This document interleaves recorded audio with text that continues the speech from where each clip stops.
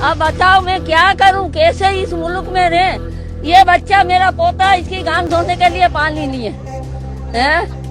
चड्डियों से कपड़ों से मैं पोंछती हूँ। नहीं है कि जो बच्चे हमारे गंदा पानी पी के बीमार हो रहे हैं। रोज़ाना गरीब इधर तबका रहने वाला है जो पानी की सहूलत से हमें इन्होंने बिल्कुल ही हमें ना नज़रअंदाज कर दिया है। बात कर लेते हैं इंडस वाटर ट्रीटी की। इसके ऊपर पाकिस्तान में कॉन्फ्रेंस भी हो रही है। पाकिस्तान ने इस इशू को इंटरनेशनलाइज भी किया है। भारत की हटधर्मी हम देख रहे हैं। पाकिस्तान ने बड़ा एहतजाज भी किया है, धमकी भी दी है, लेकिन भारत पे कोई असर नहीं हो रहा। और आप उनका जो पानी है उसको नलका समझ के कोई भूत उसके ऊपर बिठा दें और वो कहे कि जब मेरा जी चाहेगा मैं तेरा पानी बंद कर दूंगा, जब मेरा जी चाहेगा मैं तेरा पानी खोल दूंगा, जरा पानी बढ़ेगा तो मैं सैलाब ले आऊंगा, और जब पानी तुझे जरूरत होगी खेती बाड़ी के लिए तो मैं पानी बंद करके तुझे बंजर कर दूंगा। मेरे पाकिस्तानियों गले तक आ गया मामला। ये जरा चेक करें खबर। पाकिस्तान के मगरबी दरियाओं पर भारत ने 3120 मेगावाट का हाइड्रो पावर नेटवर्क बना लिया है। बना लिया है। मजीद 7250 मेगावाट के मंसूबों की तैयारी जारी है। ये सब कुछ क्या हो रहा है, इस सब पर बात करेंगे। साथ साथ हुकूमत जो है वो कहती है कि 6000 पाकिस्तानियों को इंडिया ने मार दिया है। और मारा कैसे है? पानी रोककर। जी हाँ, वही पानी रोककर जिसके बारे में डीजी आईएसपीआर ने कहा था कि तुम हमारा पानी रोकोगे, हम तुम्हारी सांस रोक देंगे। बाय मिस्टेक भी तुमने एक परिंदा भी मार दिया ना इंडिया के अंदर। इतनी गैरत है तो करो इंडिया के ऊपर भी एक हाथ स्ट्राइक। देखते हैं तुम्हारे अंदर कितना जज्बा भरा हुआ है। वो कह रहा था कि सामी बंदस हुआ यानी कि सांस बंद हो गई मेरी। ये पानी पीकर तरह तरह की मोहलक बीमारियों का शिकार हो रहे हैं। ये वो बच्चे हैं जिनमें hepatitis C, hepatitis A, B और शुगर जैसे गुर्दों के और जिगर मैदे की बीमारियां आम होती चली जा रही हैं। ये है हमारे पाकिस्तान का मुस्तकबिल। ये हैं वो बच्चे जिन्होंने कल को बड़े होकर पाकिस्तान को संभालना है, और इन बच्चों को हम एक बेहतर मयारी जिंदगी देने में भी फेल है। तरक्यात काम क्यों नहीं करता पाकिस्तान के अंदर? क्यों मुआहदा मतलब टारगेट किया जाता है हर सूरत में, हर वक्त में? क्यों टारगेट किया जाता है पाकिस्तान को? देखिए, एक बात मैं बताऊं आपको, डैम तो जो है ना, डैम की ज़रूरत आज भी है, कल भी था और हमेशा ही रहेगा। ठीक है जी। अब डैम के बगैर तो देखिए गुजारा है ही नहीं। अब जंग हो या ना हो, ये सारे एक सियासी वो है, सियासी मामलात है, वक्त को गुजारा जाता है। हुकूमत वक्त आते हैं, 5 साल गुजार के वो चले जाते हैं।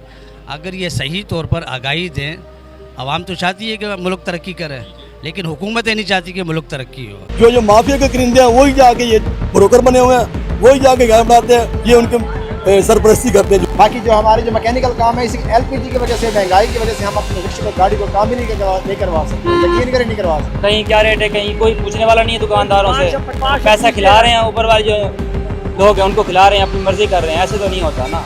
सुपर सिल्क आपने 200 काम किया, बस कहाँ जाए?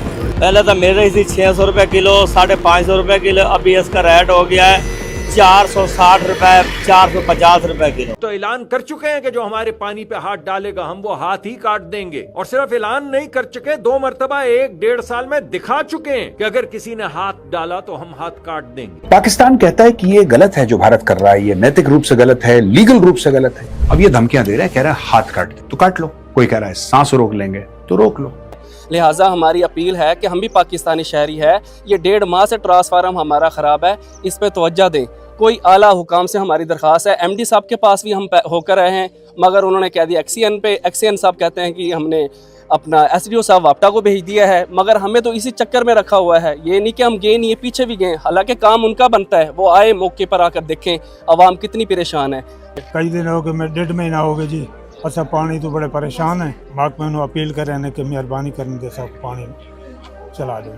बाकी ये है कि असा हम इतने महल्ले च रहते पे, कोई दूर तो नहीं। असा इस पानी के मसले की वजह से लोग ज़्यादा, बच्चे जो हैं वो बीमार हो रहे हैं ज़्यादा। इधर जो पानी है वो मुजरे सेहत है, इस इलाके का पानी जो है वो मुजरे सेहत है, जिसकी वजह से मुख्तलिफ बीमारियाँ लगने का खदशा है। ये तो बचपन में कहानियों की शक्ल में चीजें सुनी जाती थी। इंसानियत के अंदर तो इस तरह की चीजों की मिसाल नहीं मिलती थी। Our identification is that we are people based on the banks and tributaries of the mighty river Indus. कौन है ये लोग? And as they say, water is life, and Indus has given life to Pakistan. बैगन। कि पाकिस्तान कल आबी दहशतगर्दी का हिंदुस्तान और मोदी के खिलाफ बहुत बड़ा मुकदमा पेश करने जा रहा है। जनरल साहब इसी पे कि लेवरेज करें तो किस तरह से करें, उसके लिए क्या तरीकेकार इख्तियार किए जा सकते हैं, क्योंकि द वर्ल्ड इज रिसेप्टिव, दुनिया आज हमारी सुन रही है। मस्त जोक मारा रे, ये हंस रहे हलकट हंस।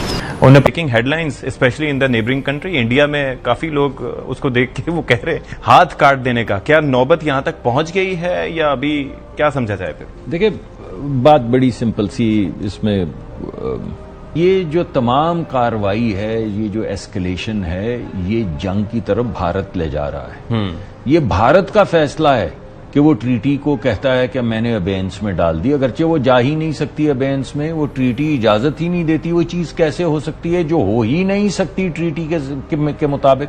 हमने मना करा है आपको कि हाथ मत काटो या सांस मत रोको, तुम्हारी जो औकात है तुम करो। Islamabad water rights are already in abeyance for past 1 year. भाई, अगर हमारे पानी के जो हुकूक हैं अगर उनको रोका गया है, उनके साथ छेड़खानी की गई, तो फिर देखना बहुत बुरा होगा। बुरा तो हो चुका है बेटा तुम्हारे साथ, साल भर से ऊपर हो गया पानी रोके हुए।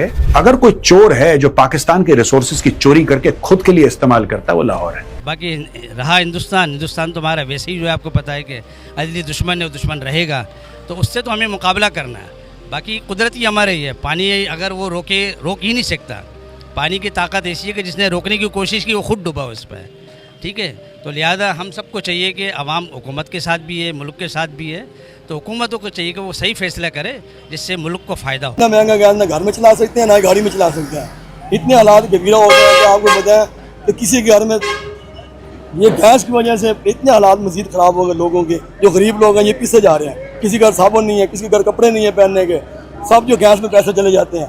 इनको शर्म आनी चाहिए जो हुक्मरान कर रहे हैं। मैं कहता हूँ इनको होश के ना खो लेना चाहिए। ये जिंदगी जो है ना इंसान के हिसाब बना के रख दिया तुम लोगों ने। किराया मांगते हैं सवारी से, किराया कहते हैं हम तो वही किराया देंगे, वो कहते हैं हमने तो ठेकन ले रखा, हुकूमत बढ़ा रही है। भाई सब बोलो मिल के, आवाम को कहते हैं कि तुम भी बोलो। आपको किस रेट पे गैस मिल रहा है? हमारे को इस टाइम 490 रुपये मिल रहा है। और आपको गवर्नमेंट का क्या रेट है? गवर्नमेंट का 300 रुपये रेट है। ये माफी है ना, ये जो जितने भी ब्रोकर है ना, जितने भी डीलर हैं, ये सब जाके अपनी मंथली इकट्ठा माल ले लेते हैं। वो खुद जाके एजेंसी को कहते हैं जी हम तो इस जवाब का जो है पाकिस्तान अपनी गलतियों को भी नहीं देखता, जबकि जो जवाब देने का सोचता है, जबकि पाकिस्तान को तरक्यात काम करने चाहिए जो इस वक्त पाकिस्तान में नहीं होते।